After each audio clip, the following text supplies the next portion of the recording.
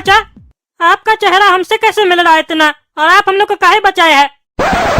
अरे चुप रह पागल, नहीं तो जूता मार के तुम्हारा मुंह तोड़ देंगे। अरे चेहरा तो चेहरा, आपका आवाज भी मिल रहा है हमसे। हमारा चेहरा और आवाज तुमसे नहीं मिल रहा है, बल्कि तुम्हारा आवाज और तुम्हारा चेहरा हमसे मिल रहा है। हम तुम्हारा परदादा है, अपना परदादा को नहीं पहचान रहा है, नालायक बेशरम कहीं का। हाँ हाँ दादाजी डांटिए इसको, एकदम नालायक है, एकदम बेशरम है ये टकला। अरे तुम चुप रह, नालायक बच्चा, आवारा कहीं का, बीच में मत बोलो। अरे दादाजी का हमसे क्या दुश्मनी है, हमको काहे से बोल रहे हैं नालायक आवारा? लगता है टकला का परदादाजी है ना, इसीलिए ये भी वैसे ही होंगे, टकला जैसा पगला कहीं का परदादा। बेकार हम इसको बोले दादाजी, जूता मारेंगे इसको। हमारा अगर जान नहीं बचा होता ना, अभी घींच के एक जूता मार देते, हम कैसे बोलेगा? अरे ज्यादा हमारे बारे में उल्टा सीधा सोचे ना तो हम ही जूता उठा के तुम्हारा मुंह तोड़ देंगे, समझे? अब हमारे बारे में कुछ नहीं बोलोगे और ना ही सोचोगे। अरे टकला का परदादा तो बहुत चालाक है, बहुत तीरी आदमी है, हमारा अंदर का बात सुन लिया। बोले ना तुमको कुछ नहीं सोचेगा, चुप करके बैठे रहो। और तुम रे टकला, अपना परदादा को नहीं पहचानते हो? हम तुम्हारा दादा गंजेरू का बाप है, सफाचट टकला। नाम भी हमारा सुने हो कि नहीं?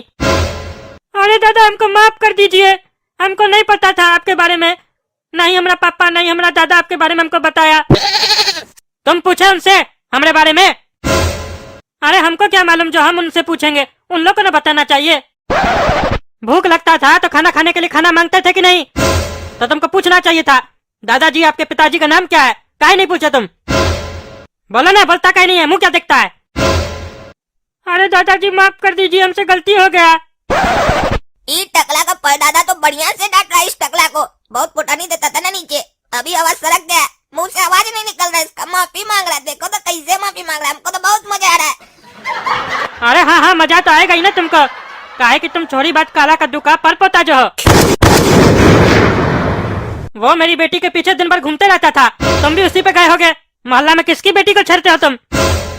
अरे दादाजी आप सही बोल रहे हैं, हमारी बचिया के पीछे दिन भर पड़ा रहता है ये काला कलूठा कहीं का। आपके पर पोते की बेटी के पीछे पड़ा रहता है, आपकी पोती आपका खून के पीछे पड़ा रहता है ये। अरे क्या सुन रहे हम काला कलूठा, तुम्हारा इतना हिम्मत, तुम हमारे पर पोते की बेटी के पीछे पड़े हो? टांग तोड़ देंगे तुम्हारा, पकड़ के यहाँ गाड़ देंगे ना तो कोई पूछेगा भी नहीं। आइंदा से उसके तरफ आंख भी नहीं उठाएगा तुम, समझ भी रहा है कि नहीं? तुम ये मुंह देख रहा है? समझ तो रहे हैं दादाजी हम आपका सारा बात, लेकिन एक बात बताइए, हमारे जो पर दादाजी थे वो जो आपकी बेटी के पीछे पड़े थे, तो मामला आगे बढ़ा था कि नहीं? अगर बढ़ा था तो कहीं न कहीं हम भी आप लोग का खून है ना। अरे चुप आवारा कहीं का, कोई मामला आगे नहीं बढ़ा था उस लोग का।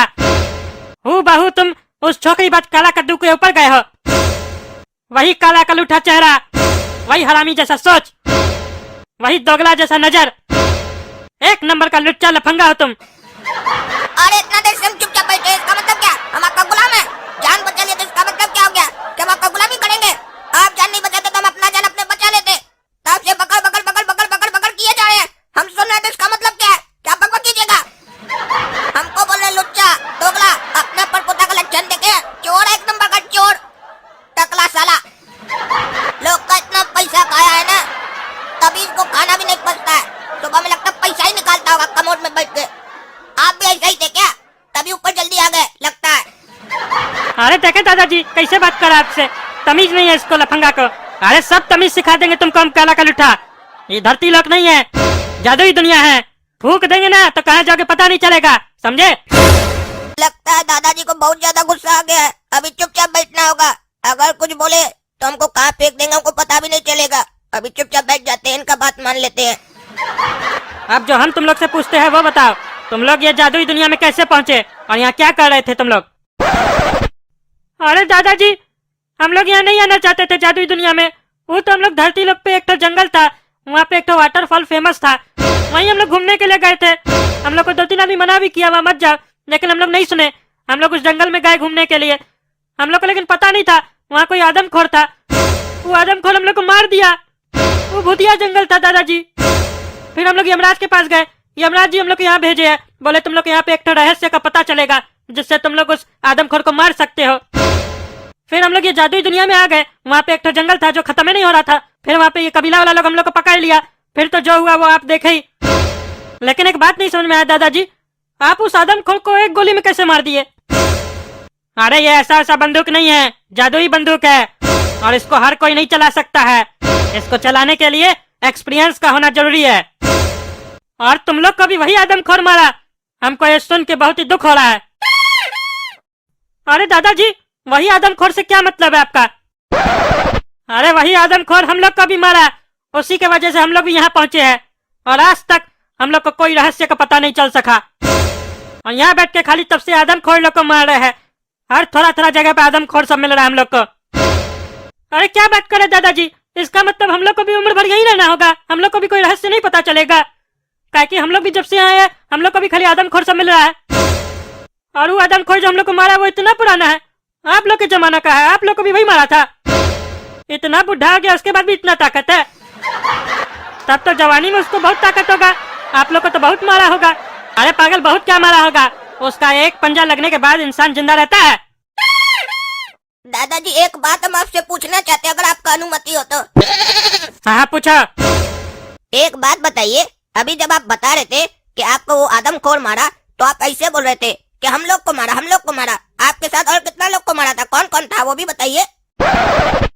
अरे वही तुम्हारा पागल पर दादा हमारे साथ था, हमारी बच्चिया साथ थी और 2-3 लोग साथ में था, ड्राइवर वगैरह। वो आदमखोर सबको मार दिया। खाली तुम्हारे पर दादा का भाई सफेदी कद्दू बचा था बस। अरे दादाजी वैसे ही सेम हुआ इस बार भी। इसका भाई गोरा कद्दू बच गया, हम लोग सब मर गए।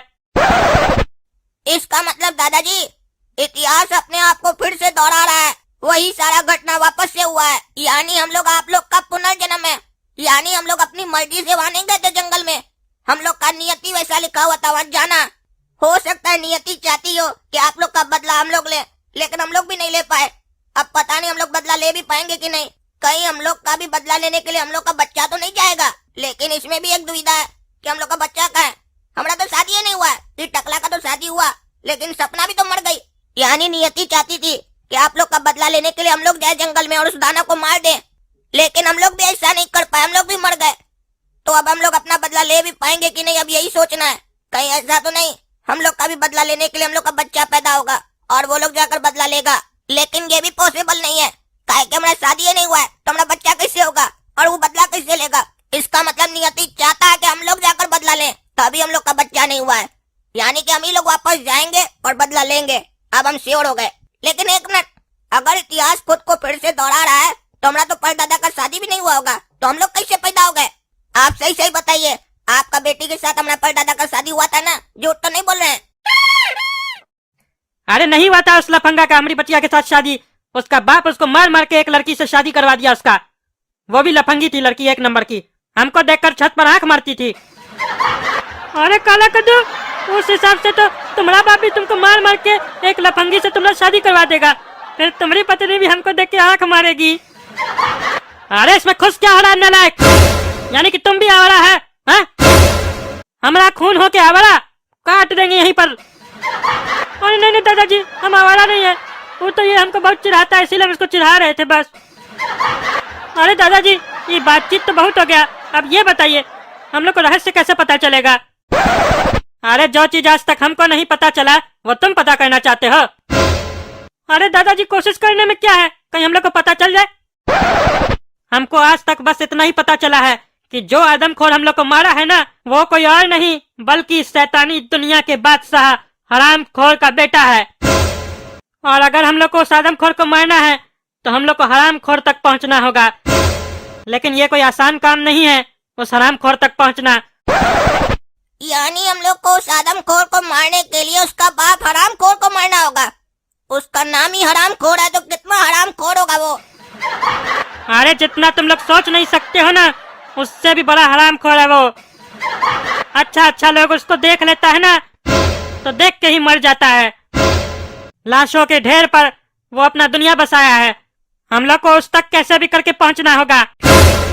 दोस्तों अब आप ही लोग बताइए कि उस हरामखोर को मारने के लिए हम लोग को कौन सा रास्ता लेना चाहिए, सीधा रास्ता या उल्टा रास्ता? ऐसे हरामखोर है तो उस हिसाब से तो उल्टा रास्ता लेना चाहिए। हमारा दिल तो ये कह रहा है, लेकिन दिमाग कह रहा है सीधा रास्ता लो। आप लोग बताइए, हमारा कंफ्यूजन को दूर कीजिए।